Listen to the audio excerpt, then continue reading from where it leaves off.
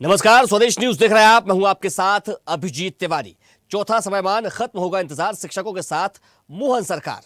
मध्य प्रदेश में शिक्षकों को चौथा समयमान वेतनमान देने का प्रस्ताव कैबिनेट में जाएगा। मध्य प्रदेश के स्कूलों में पढ़ा रहे शिक्षकों को चतुर्थ समयमान क्रमोन्नति वेतनमान देने की तैयारी सरकार ने कर ली है।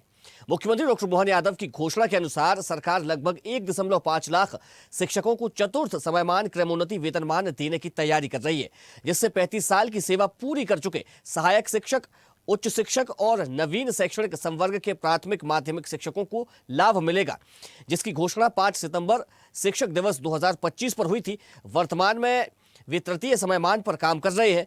अब कैबिनेट में जल्द ही प्रस्ताव लाकर इसे लागू किया जाएगा, जिससे सरकार पर 117 करोड़ से ज्यादा का वित्तीय भार आएगा। इससे सरकार का लक्ष्य शिक्षकों के योगदान को सम्मान देना और शिक्षा की गुणवत्ता में सुधार करना है। अब विभाग द्वारा तैयार किए गए इस प्रस्ताव को जल्द ही कैबिनेट की बैठक में मंजूरी के लिए पेश किया जाएगा। कैबिनेट से हरी झंडी मिलते ही स्कूल शिक्षा विभाग द्वारा इसके आदेश जारी कर दिए जाएंगे।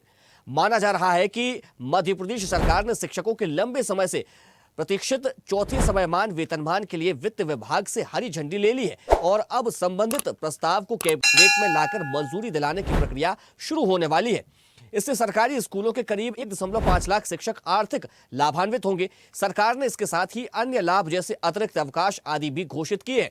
इसके अलावा पदोन्नति नीति में भी बदलाव और वित्तीय दृष्टिकोण से इस फैसले का व्यापक प्रभाव देखने को मिल सकता है। मध्य प्रदेश के मुख्यमंत्री डॉक्टर मोहन यादव ने 5 सितंबर को यह घोषणा की थी और उन्होंने कहा था कि चौथा समयमान शिक्षकों को दिया जाएगा, जिसको लेकर अब इसका प्रस्ताव कैबिनेट में आएगा तो वेतन में 3,000 से 7,000 तक की वृद्धि होगी। वहीं राज्य सरकार पर लगभग 117 करोड़ से ज्यादा का अतिरिक्त भार भी इसके कारण आएगा। तो प्रस्ताव कैबिनेट में लाया जाएगा। कैबिनेट की मंजूरी के बाद इसे जल्द लागू किया जाएगा। तो मुख्यमंत्री डॉक्टर मोहन यादव ने शिक्षक दिवस पर 5 सितंबर को यह घोषणा की थी। सहायक शिक्षक, उच्च शिक्षक, नवीन शैक्षणिक संवर्ग के प्राथमिक व माध्यमिक शिक्षकों को इसका लाभ मिलेगा। 35 साल की सेवा पूरी कर चुके शिक्षक इससे लाभान्वित होंगे।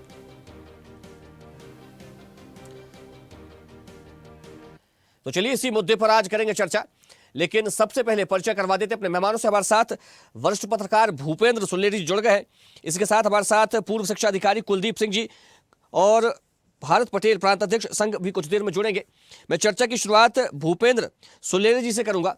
भूपेंद्र जी, देखिए, जो वादा मध्य प्रदेश के मुख्यमंत्री ने शिक्षकों से किया था, अब वो पूरा करने वाले हैं और शिक्षा की गुणवत्ता में सुधार हो सके और जिसकी मांग शिक्षक कर रहे थे उसको ध्यान में रखते हुए चौथा समयमान अब जल्द ही लागू किया जाएगा। इसका प्रस्ताव जल्द कैबिनेट में आएगा और उस पर मुहर लगा दी जाएगी। क्या कहेंगे? देखिए, निश्चित रूप से ये अच्छा कदम है सरकार का कि जो की सेवा में होते हैं उनके लिए समयमान वेतनमान देना चाहिए। और क्योंकि 35 साल की सर्विस के बाद जो वहाँ के लोगों की मांग थी और जिसमें आपने ब्रीफ में बताया भी, तो उससे क्या होगा कि उनके जब रिटायरमेंट पे आएंगे तो उस समय उनके लिए वेतनमान के काफी नए अवसर जुड़ेंगे और उनकी जो पेंशन होगी उसमें भी और जीपीएफ वगैरह, पीएफ वगैरह सारी चीजों में लाभान्वित होंगे। तो शासकीय सेवा में जब व्यक्ति जुड़ता है तो वो निश्चित रूप से, और शिक्षक तो खास तौर से, तो शिक्षा ही राष्ट्र का निर्माण करता है और चाहे वो किसी भी क्षेत्र में हो तो उसकी बहुत अधिक महत्वता होती है। तो ये सरकार निश्चित रूप से इसमें आर्थिक बोझ तो बढ़ेगा, लेकिन ये भी एक अच्छी बात है कि शासकीय सेवा में रहते रहते शिक्षकों के प्रति जो अभी निश्चित रूप से पूर्ववत, जब हम देखें आज से 15 साल पूर्व शिक्षकों की भर्तियां नहीं हो रही थी, उनको विभिन्न दूसरे पदों से लाभान्वित किया जा रहा था और नए नए कैडर किए गए थे, शिक्षाकर्मी, गुरुजी और संविदा शिक्षक, और वो उनको समाहित करके, और ये क्योंकि इसमें कोर्ट के द्वारा भी गाइडलाइन आई और जिसके कारण परीक्षा पद्धति के द्वारा शिक्षकों का चयन हुआ और शिक्षकों के चयन के कारण जिस तरह से फिर शिक्षकों को संविलियन भी किया गया, तो मध्य प्रदेश राज्य एक अग्रणी राज्य रहा इस चीज में। क्योंकि मैंने देखा है, चाहे सर्व शिक्षा अभियान हो, चाहे शिक्षा सबको शिक्षा सबका पाठन की क्रिया में हो, तो केंद्र की योजनाओं को लागू करने में भी मध्य प्रदेश राज्य सबसे अग्रणी राज्य रहा और उसने इस शिक्षा व्यवस्था को सुधारने के लिए, स्कूली शिक्षा को सुधारने के लिए काफी कुछ प्रयास भी किए। उसने नए नवाचार भी किए और इसी की कड़ी में आज उन्होंने चौथा समय वेतनमान देने के लिए शिक्षकों के लिए उन्होंने एक घोषणा की और उसको कैबिनेट में लाएंगे, जिससे उनके लगभग 115 करोड़ का अतिरिक्त भार भी पड़ेगा। लेकिन ये अच्छा कदम है क्योंकि इससे शिक्षकों में एक नया अपने दायित्व के प्रति क्रियान्वयन करने में एक नया जोश आएगा और साथ साथ उनके में जो उनकी सुविधाएं मिलेंगी, जिसके कारण वो एक पारदर्शिता सिस्टम के साथ अपनी ड्यूटी को एक ईमानदारी से निर्वहन कर सकेंगे।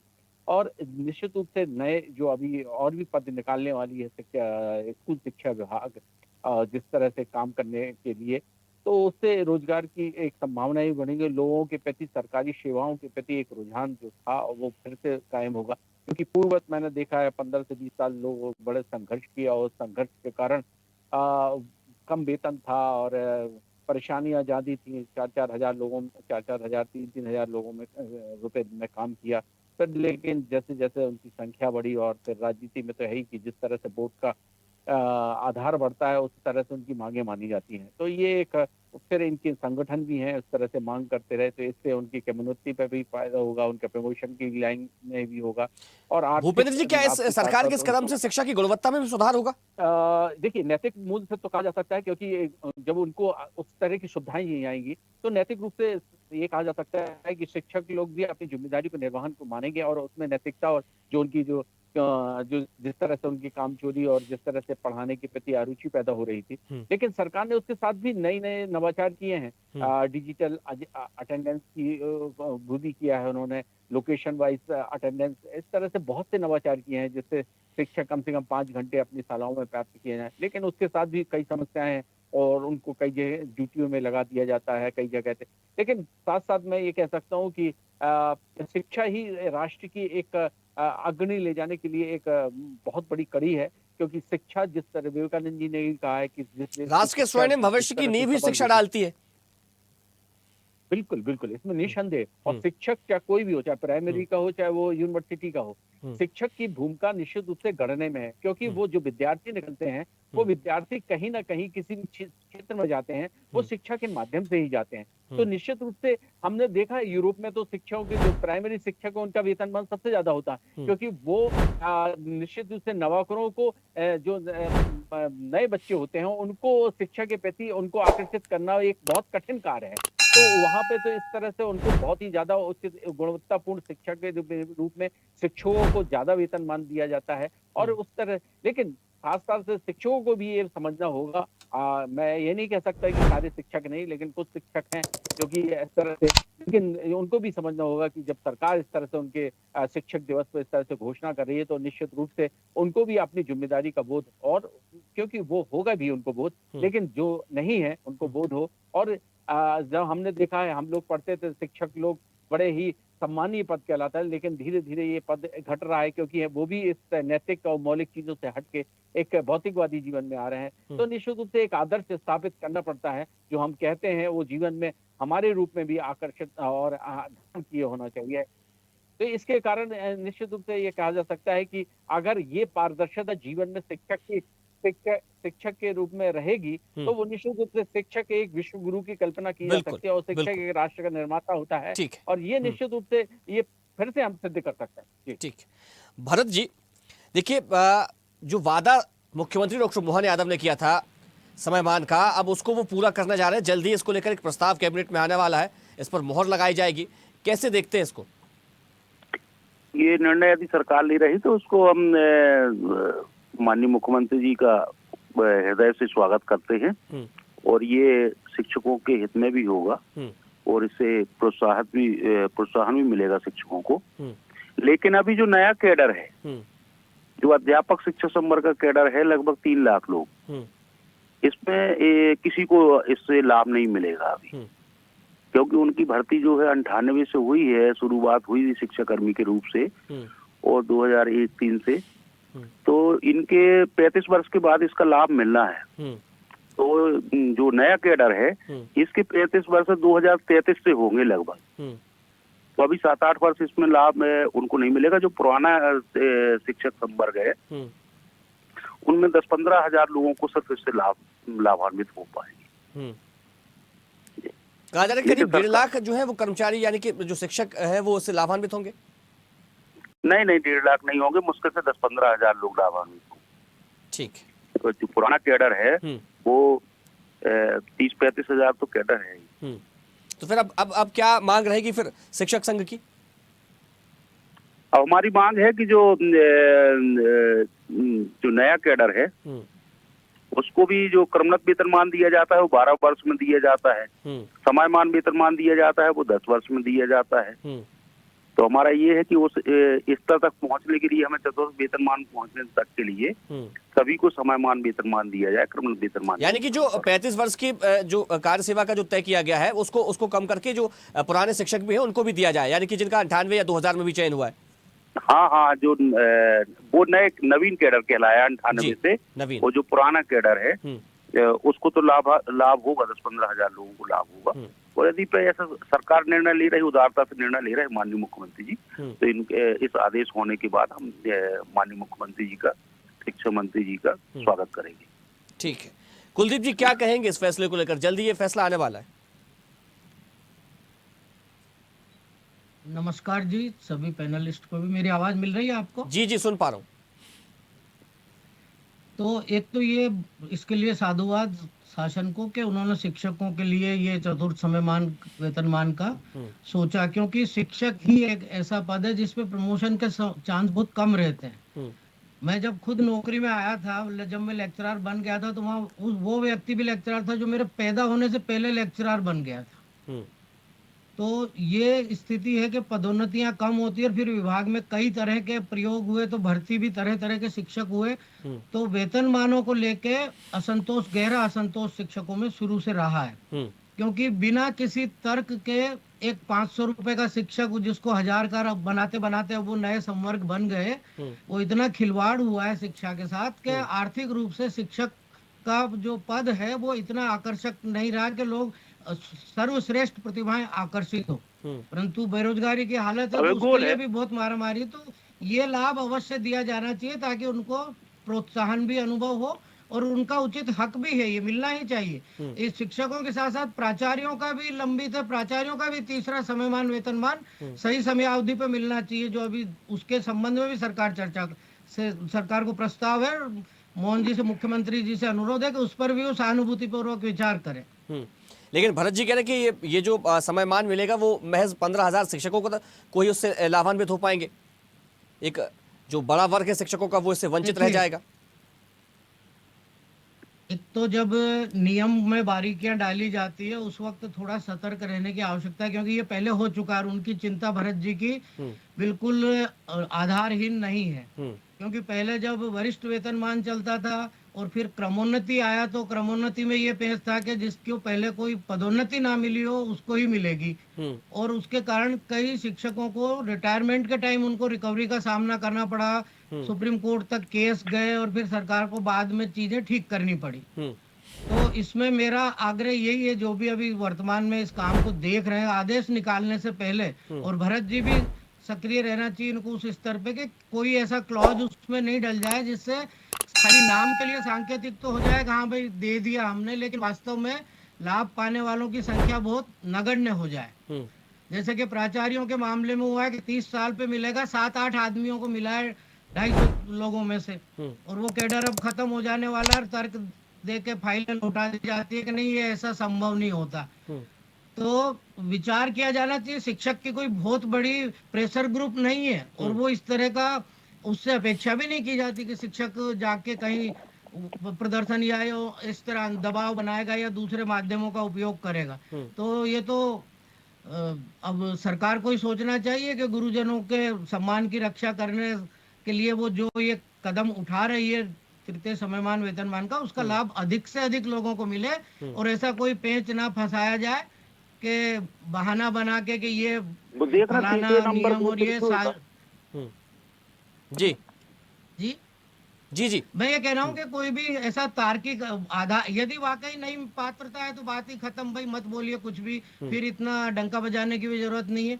जब कह रहे हैं कि हाँ दे रहे हैं तो मिलना चाहिए वाकई, और मिलना चाहिए, अधिकांश को मिलना चाहिए। 4 लोगों को अपनी पॉकेट में बिठा के उनको बांट दिया और फिर कह दिया कि लागू हो गया, तो ऐसे तो कोई नीतियां नहीं मानी जा सकती। तो जो नियम बन रहे हैं उनमें अगर भरत जी की कोई आपत्ति है, मैं चूंकि देर से जुड़ा था तो, और बहुत विस्तार में उन्होंने बताया भी नहीं कि ऐसी क्या चीजें हैं जिसकी वजह से, लेकिन और मेरा नंबर भी शायद भरत जी के पास होगा, हम बात भी कर सकते हैं। और शासन में भी इस बात को पहले से ही किया जाना चाहिए कि अगर कोई चीज है जो आगे जाके तकलीफ देगी, शिक्षकों को लाभ से वंचित करेगी, तो उस पर अभी नियम निर्देश जारी होते हुए काम कर लेना चाहिए, क्योंकि बाद में भी क्रमोन्नति इत्यादि में समयमान में बहुत संशोधन निकले समय समय पे, और फिर समझा समझा के बताना पड़ता है एक एक बात, क्योंकि सरकार में कागज का डर इतना रहता है कि वो मक्खी मक्खी वो मच्छर तीसरे मच्छर नंबर उसको को कोई आगे जरा थे। सा इधर से उधर इंटरप्रेट नहीं कर सकता।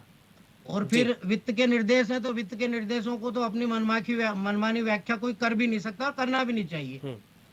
तो इसलिए अभी स्पष्ट निर्देश जारी करवाए जाने चाहिए, ठीक है, यही मेरा ठीक है। मत। देखिए देखिए भरत जी, देखिए कुलदीप जी आपसे कह रहे हैं कि अगर कोई परेशानी है अभी या कोई कमियां नजर आती हैं या तमाम जो शिक्षक हैं वो इससे लाभान्वित नहीं हो पा रहे, तो उसको लेकर अभी चर्चा की जा सकती है, क्योंकि अभी अभी इसको लेकर फैसला लिया जाना है, अभी समय है आपके पास। क्या करेंगे अब जी, शिक्षक संघ क्या करेगा?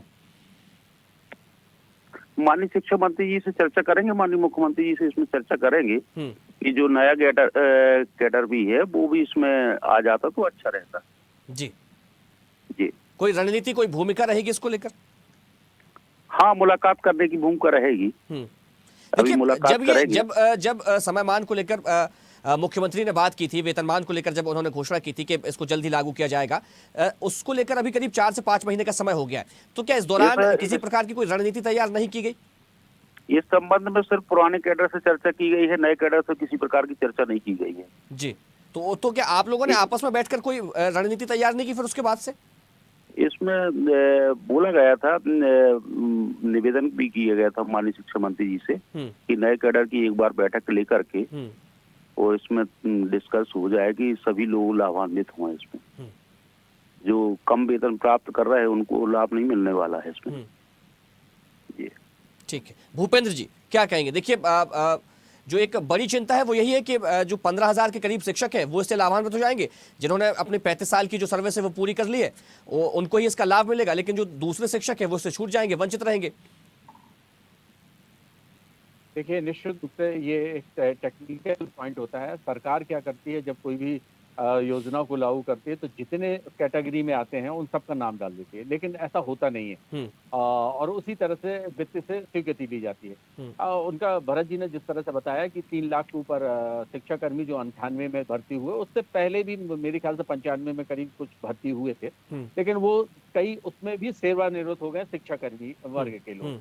और तो 95 के बाद से ये भर्तियां शुरू हुई थी, जो सरकार ने नया नवाचार और शासकीय कर्मचारियों को पूर्ण वेतन न देकर इस तरह से शिक्षा को बिल्कुल खोखला कर दिया था। और ये समझिए कि आप उसको 4 में ही नहीं रह गया था कोई भी। वो वही का भी गांव का व्यक्ति पढ़ा रहा है, न शिक्षा की कोई गुणवत्ता थी न कुछ था। लेकिन उसके बाद फिर उस तरह से कोई वेतन भी नहीं था। 1,500 1,500 रुपए 500 रुपए में गुरुजी पढ़ाते थे। तो वो जो उनका कहना है कि 15,000 लोग जो लाभान्वित होंगे, क्योंकि 35 साल की सर्विस चाहिए, उसमें कंडीशन है। अब 35 साल की सर्विस वही कर पाएंगे जिन लोगों का होगा जो कि लगभग 90 के पूर्व के होंगे, 90 बिल्कुल, के जो रिटायरमेंट के बिल्कुल करीब होंगे, तो उसमें शिक्षा अध्यापक वर्ग का लोग तो आएंगे नहीं। और उसमें जो वही आएंगे, सही कह रहे हैं आप, और कई तो रिटायर हो गए होंगे, वो भी उन्हें सूची में डाल दी होगी शासकीय, ऐसा होता है। तो निश्चित रूप से 35 साल की सर्विस में तो ये इस तरह से क्लॉज वो गवर्नमेंट क्या होती है अपनी वाहवाही लेने के लिए इस तरह से बनाती है, तो उसमें पूरा ले लेता है। लेकिन शिक्षक संघ जो होते हैं, जो जागरूक लोग होते हैं, उन लोगों को इस तरह से बारीकियों के ऊपर चैलेंज करना चाहिए। और निश्चित रूप से सरकार को इसके लिए बैठक के लिए वो करना चाहिए कि हम लोग भी कहाँ जाएंगे, इसलिए हम लोगों को भी उस वेतन से बहुत अंतर है। और जो हमको दिया गया वो 2018 में दिया गया इन लोगों को, तो निश्चित रूप से 2018 से जो दिया जा रहा है और इन लोगों को तो उसी भर्ती से मिल रहा है, तो वो तो उनका गैप काफी रहा है। तो ये चीजें जो होना चाहिए, तो समानता, जब सरकार कहती है कि समानता, समान कार्य समान वेतन, तो फिर समान कार्य समान वेतन की परिभाषा भी तो परिभाषित होनी चाहिए। तो इस तरह से जब व्यक्ति अपने अधिकारों के प्रति जब जागरूक होगा और मंच पे बात करेंगे, क्योंकि ये एक डेमोक्रेसी रूप से एक मतदान के रूप में ज्यादा काम करता है। देखिए, मैंने जब भी देखा है, मैं पत्रकारिता के क्षेत्र से जब भी देखा हूँ, जब इनकी संख्या ज्यादा बढ़ी तो इनकी बात को माना गया, और जब शुरुआत में था तो इनको बिल्कुल नहीं। तो जब एक कंपाउंड बोर्ड बन जाता है और काफी कुछ इन्फ्लुएंस करता है, क्योंकि फिर उनको सरकारी काम की हर चीज में बीएलओ बनने लगे, सरकारी मतदान के अधिकारी बनने लगे, सरकारी योजनाओं को क्रियान्वयन करने लगे, तो वो इसके कारण फिर उनकी धीरे धीरे यानी उनके काम के बाद भी उनको अतिरिक्त भार दे दिया जाता है, उससे भी परेशानियां होती हैं। नहीं, उससे चैलेंज भी बनता है, गवर्नमेंट के ऊपर दबाव भी बनता है, क्योंकि गवर्नमेंट क्या होते हैं, जब तक आपकी संख्या कम रहती है, वोटर के रूप में आप कम रहते हैं, सरकार नहीं मानती। लेकिन जैसे जैसे आप शासकीय योजनाओं को इन्फ्लुएंस करने लगते हैं, आपकी संख्या बढ़ने लगती है, तो दबाव की राजनीति इसी को कहते हैं। तो उसी के कारण ये लोग लगभग 20 साल तक संघर्ष करे और उसके बाद इनको मिला, और इन्होंने काफी कुछ संघर्ष किया है। तो आज जो मिला है, तो उसका भी नया जो चौथा वेतनमान है, उसमें भी सहभागिता होनी चाहिए। अब ये टेक्निकल पॉइंट है, अब क्योंकि इसमें दो चीजें होती है, एक सरकार और फिर उसके बाद वित्त मंत्रालय को भी उससे अनुमति लेनी पड़ती है। तो ये जो पॉइंट है, अगर ये sort out time to time हो जाए और इनकी तकनीकी और बारीकियों को पकड़ लिया जाए, तो निश्चित रूप से सारे लोगों को लाभान्वित होंगे। अब ये तो इनके जो अध्यक्ष, जो इनका संघ है और जो शिक्षक संघ है, उन सबको उनको चैलेंज करना चाहिए, क्योंकि हम भी उसके समान क्योंकि संविधान भी इसकी व्याख्या करता है। तो ये निश्चित रूप से इस तरह से चैलेंजेस तो हैं, लेकिन मैं मानता हूं कि इन चैलेंजेस को बारीकी से पढ़ें और फिर संशोधन भी होते हैं, ऐसी बात नहीं है। तो निश्चित रूप से इसमें कार्य किया जाए, क्योंकि उससे पहले ही 5 सितंबर को ये होगा, उससे पहले ही हम इसको कर लें तो ज्यादा अच्छा होगा। जी ठीक है। कुलदीप जी कुछ कहना चाह रहे थे। कुलदीप जी।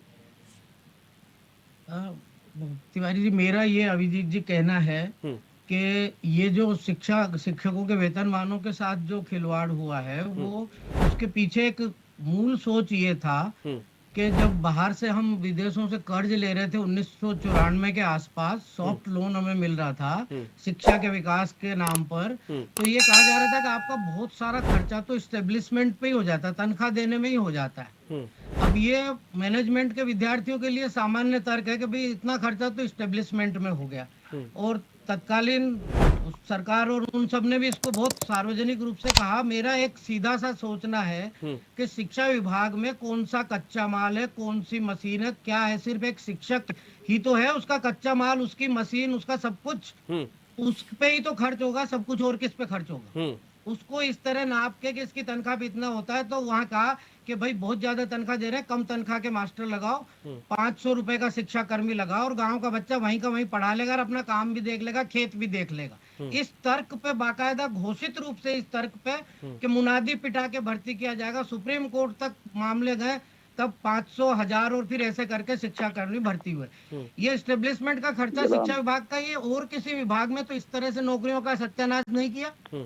आज शिक्षक बनने को विवश है व्यक्ति, क्योंकि उसे और दूसरा रोजगार नहीं है, लेकिन उसको उसी वेतन पे काम करना पड़ेगा। कितना संघर्ष रहा है कि बगल के कमरे में एक मेरे जैसा कोई पहले भर्ती हो गया, कम परसेंटेज पे ही भर्ती हो गया, वो लेक्चरर पूरी तनख्वाह ले रहा था, और बगल के कमरे में फर्स्ट क्लास अभी लड़का ताजा निकल के आया कंपटीशन से, लेकिन उसको 3/4 तनख्वाह मिल रही है। तो इस सारे वेतनमान के मामले पे कायदे से तो एक शिक्षा में आयोग बनना चाहिए, और सही अगर, और फिर दूसरी बात एक और, शिक्षकों को भी अपना मनोबल उतना मजबूत करना पड़ेगा कि हाँ, हमें ये वेतनमान लेने का हक है। तो अगर ये हक हमारा बनता है, तो उस स्तर की हमारी कर्तव्य निष्पादन क्षमता भी है, और ये उसका मुजाहरा करना पड़ेगा। चुनाव इत्यादि बीएलओ के जो आप उदाहरण दे रहे थे भूपेंद्र जी, प्रशासन मानता है कि सबसे अच्छा चुनाव शिक्षक करवाता है, स्कूल टीचर सबसे अच्छा चुनाव करवाता है, जो काम उसको दिया जाए वो सबसे ज्यादा सिंसियरली किया जाता है, लेकिन उसको बेगार के मजदूर, जैसे पुराने सामंती राज में बेगार के मजदूर होते हैं ना, उस तरीके से जब ट्रीट किया जाता है, तो उसके सम्मान को निश्चित ही ठेस पहुंचती है। तो न सिर्फ वेतनमान, बल्कि सही सम्मान और सही स्थान भी उसको शिक्षक को मिलना चाहिए। देखिए, अभी आप कह रहे थे कि अभी समय है, अभी बात की जा सकती है, और उस बात का जिक्र भरत जी ने भी किया, उससे सहमति भी जताई उन्होंने। तो ये मैं ठीक है, अगर समय है तो अभिजीत जी, मेरा कहना ये है कि एक तो पूरे शिक्षकों को ये जो क्रमोन्नत समय मान वेतनमान का, यदि कोई सिर्फ कुछ समूह छूट रहे हैं किसी कारण से पुरानी योजना में, और उनको लाभान्वित करने के लिए यदि कोई जारी किए जा रहे हैं निर्देश, तो वो माना जा सकता है कि उसमें ये शर्तें लगेगी कि भाई हाँ, ये छूट गए थे उसको, बिल्कुल, यानी कि अपनी बातें अभी रखी जा सकती है और उस पर सरकार विचार कर सकती है। ठीक है, समय हो गया, इस चर्चा को यहीं विराम देना पड़ेगा। हमारे साथ जुड़ने के लिए राव कुलदीप सिंह जी, आपका बहुत धन्यवाद। भरत पटेल जी, आपका भी बहुत धन्यवाद, और भूपेंद्र सुलेरी जी, आपका भी बहुत शुक्रिया। तो मध्य प्रदेश के शिक्षकों से जो वादा मुख्यमंत्री डॉक्टर मोहन यादव ने किया था, उसे अब वे पूरा करने वाले, और जल्द ही इसको लेकर एक प्रस्ताव कैबिनेट में आएगा, जिस पर मोहर लगा दी जाएगी और चौथा समयमान शिक्षकों को दिया जाएगा। हालांकि इसमें शर्त है कि जो 35 साल की सेवा पूरी कर चुके हैं, यानी कि 35 वर्षों तक जिन्होंने अपनी सेवा दी है उनको ही इस वेतनमान और समयमान से लाभान्वित होंगे। फिलहाल चर्चा में इतना ही। देखते रहिए स्वदेश न्यूज, सबसे पहले देश। देखते रहिए स्वदेश न्यूज। अगर आप इस वीडियो को सोशल मीडिया हैंडल फेसबुक या इंस्टाग्राम पर देख रहे हैं तो हमें फॉलो करें। अगर यूट्यूब पर देख रहे हैं तो सब्सक्राइब करें और बेल आइकन दबाना ना भूलें।